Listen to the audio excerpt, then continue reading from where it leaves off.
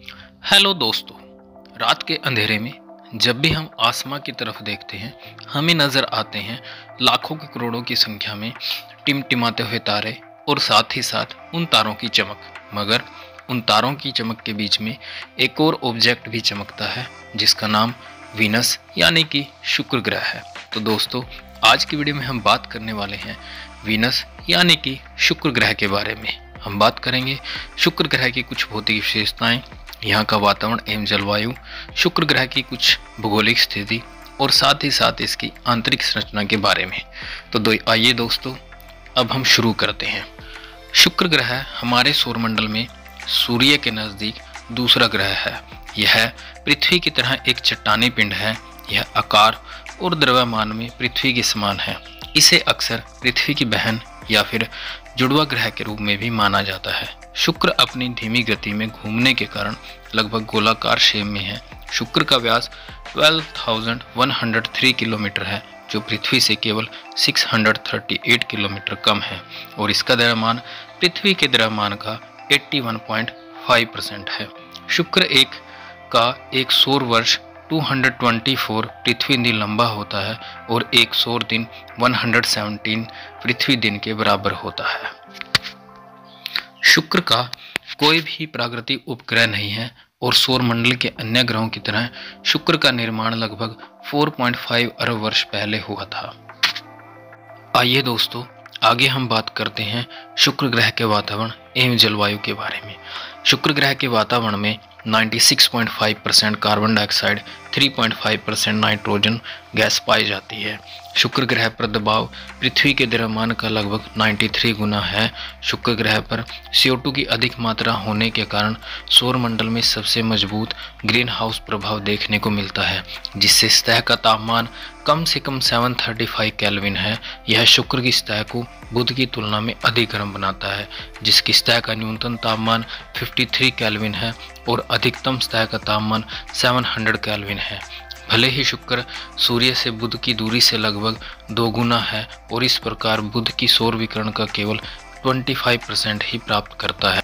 दोस्तों, इसके अनियंत्रित ग्रीन हाउस प्रभाव के कारण कार्ल सागन जैसे वैज्ञानिकों द्वारा शुक्र की पहचान पृथ्वी पर जलवायु परिवर्तन से जुड़ी एक चेतावनी और अनुसंधान वस्तु के रूप में की गई है। दोस्तों, शुक्र का तापमान अधिकतम 900 डिग्री फ़ारेनहाइट, सामान्य 847 डिग्री फ़ारेनहाइट और न्यूनतम 820 डिग्री फ़ारेनहाइट है। दोस्तों, शुक्र का वातावरण पृथ्वी की तुलना में अधिक गैसों से भरा हुआ है। कुछ अध्ययनों से पता चला है कि आज से अरबों साल पहले शुक्र ग्रह पर भी पृथ्वी के जैसा वातावरण ही रहा होगा और इसकी सतह पर भी पर्याप्त मात्रा में तरल पानी रहा होगा, मगर सूर्य की बढ़ती चमक से और अधिक ज्वालामुखी फटने के कारण यहाँ के वातावरण और जल का वाष्पीकरण हो गया। दोस्तों, शुक्र ग्रह पर अधिक मात्रा में घने बादल भी पाए जाते हैं, जो मुख्य रूप से सल्फ्यूरिक एसिड, सल्फर डाइऑक्साइड और पानी द्वारा बने होते हैं, जिसके परिणामस्वरूप सल्फ्यूरिक एसिड हाइड्रेट होता है। इसके अतिरिक्त बादलों में लगभग 1% फेरिक क्लोराइड भी होता है। बादल के कणों के अन्य संभावित घटक फेरिक सल्फेट, एल्यूमिनियम क्लोराइड और फास्फोरिक आवरण के समान प्रतिबिंब करते हैं। जब सूर्य की रोशनी उन बादलों पर पड़ती है तो ये सनलाइट का लगभग 70% बैक रिफ्लेक्ट कर देते हैं और वीनस को केवल सनलाइट का 10% हिस्सा ही मिलता है। बादलों के शीर्ष पर 300 किलोमीटर प्रति घंटे की तेज हवाएं लगभग हर 4 से 5 पृथ्वी दिन में शुक्र के चारों ओर चलती हैं। शुक्र पर हवाएं इसके घूर्णन की गति से 60 गुना तक चलती हैं, जबकि पृथ्वी की सबसे तेज हवाएं केवल 10 से 20% घूर्णन करती हैं। शुक्र के वायुमंडल में बिजली का अस्तित्व विवाद संपदा रहा है, क्योंकि सोवियत वेनरा जांच द्वारा पहले संदिग्ध विस्फोट का पता लगाया गया था, लेकिन 2006-07 में वीनस एक्सप्रेस ने स्पष्ट रूप से व्हीसलर मोड तरंगों बिजली के हस्ताक्षर का पता लगाया। उनकी रुक रुक कर उपस्थिति मौसम गतिविधि से जुड़े एक पैटर्न को इंगित करती है कि इन मापों के अनुसार बिजली गिरने की दर पृथ्वी पर कम से कम आधी है। हालांकि अन्य उपकरणों ने बिजली का बिल्कुल भी पता नहीं लगाया था। 2007 में वीनस एक्सप्रेस ने पता लगाया कि दक्षिण ध्रुव पर एक विशाल दोहरा वायुमंडल ध्रुवीय भंवर मौजूद है।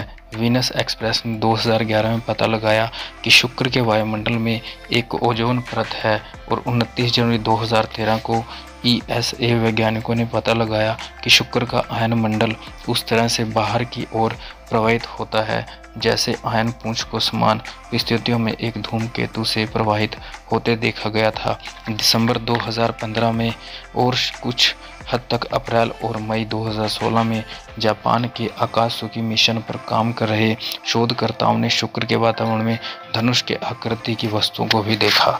तो अगर हम शुक्र ग्रह की भौगोलिक स्थिति पर बात करें तो शुक्र ग्रह की सतह का लगभग 80% भाग चीकने ज्वालामुखी मैदानों से ढका हुआ है, जिसमें 70% मैदान झुर्रीदार लकीरें और 10% चीकने या लौबेट मैदान से भरा हुआ है। इसकी सतह पर 2 बड़े महाद्वीप पाए जाते हैं, एक ग्रह के उत्तरी गोलार्ध में स्थित है तथा दूसरा इसके दक्षिणी गोलार्ध में।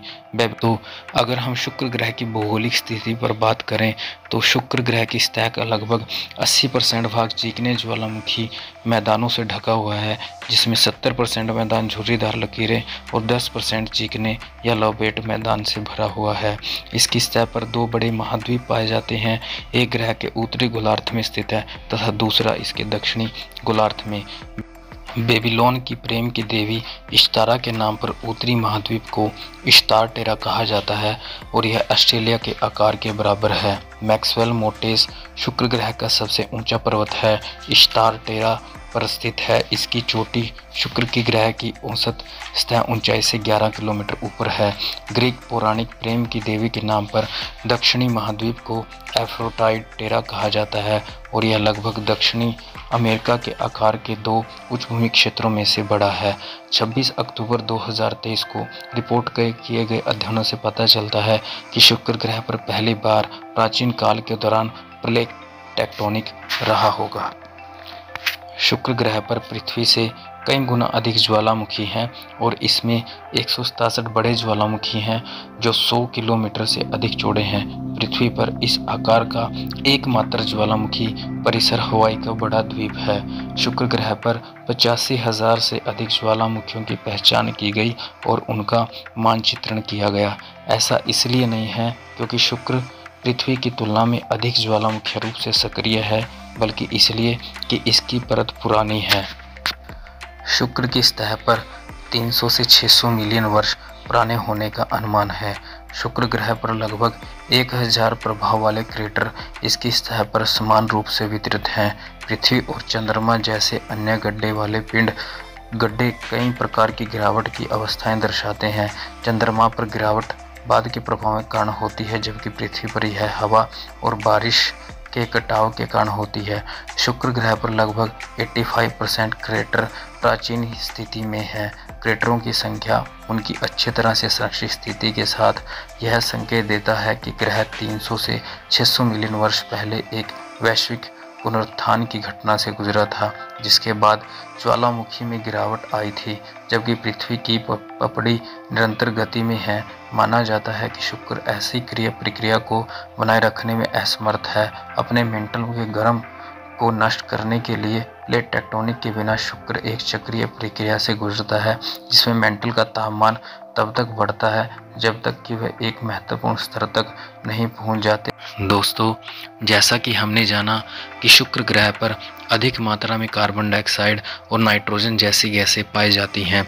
शुक्र ग्रह पर घने बादल मुख्य रूप से जिनमें सल्फ्यूरिक एसिड और सल्फर डाइऑक्साइड पाया जाता है। तो अगर आप सोच रहे हैं कि शुक्र ग्रह पर जीवन संभव है तो यह महज एक कल्पना है, क्योंकि ना तो वहाँ जीने के लिए ऑक्सीजन है और ना ही पीने के लिए पानी। धन्यवाद।